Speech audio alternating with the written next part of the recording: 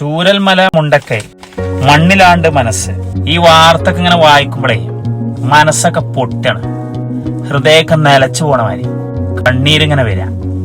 മരണം 200-ലേറെ എന്നുള്ളതാണ്. നിങ്ങൾ ആലോചിച്ചോക്കാണി, ഒരു നാട് ഉറങ്ങിക്കിടക്കുന്ന സമയത്ത് വലിയൊരു ദുരന്തം, നമുക്ക് ഊഹിക്കാൻ പോലും കഴിയാത്തത്ര വേദനയുള്ള ദുരന്തം. നമ്മളിതിൽ നിന്നൊക്കെ ഒരുപാട് പാഠങ്ങൾ പഠിക്കാണ്ടിട്ട്. ജീവിതകാലം മുഴുവൻ ജോലി ചെയ്ത സമ്പാദ്യം കൊണ്ടുണ്ടാക്കിയ വീട് ഒരു നിമിഷം കൊണ്ട് ഒലിച്ചുപോയി. അച്ഛനമ്മമാർക്ക് മക്കളെ നഷ്ടപ്പെട്ട്, മക്കൾക്ക് അച്ഛനമ്മമാരെ നഷ്ടപ്പെട്ട്, ഒരു കുടുംബത്തിലെല്ലാവരും നഷ്ടപ്പെട്ടപ്പോൾ ഒരു കുട്ടി മാത്രം ബാക്കി നിൽക്കുന്നു.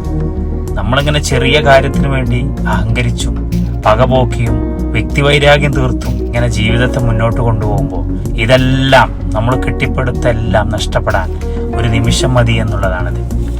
നമ്മുടെ വാപ്പ അങ്ങനെയാണ്, വല്ലിപ്പ അങ്ങനെയാണ്, ഞാൻ അങ്ങനെയാണ്, എനിക്കൊന്നും സംഭവിക്കൂല എന്നൊക്കെ പറയുന്ന നമുക്ക് മേലെ ഇത്തരം ദുരന്തങ്ങൾ എപ്പോഴും വരാം.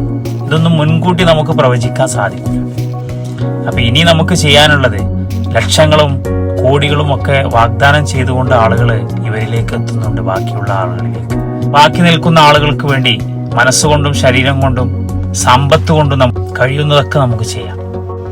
ഇനി ഇത്തരത്തിലുള്ള ദുരന്തങ്ങൾ ഇല്ലാതിരിക്കാൻ വേണ്ടി ദൈവത്തോട് നമുക്ക് പ്രാർത്ഥിക്കുകയും ചെയ്യാം.